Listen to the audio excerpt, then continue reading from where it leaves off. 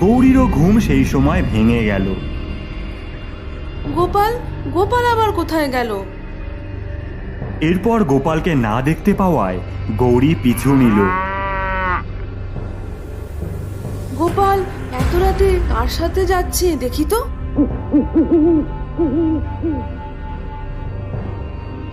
এতক্ষণে সেই বুড়ি গোপালকে নিয়ে তাল বাগানে চলে এসেছে। গোপালের সামনে সেই বুড়ি ডাইনি হয়ে গেল।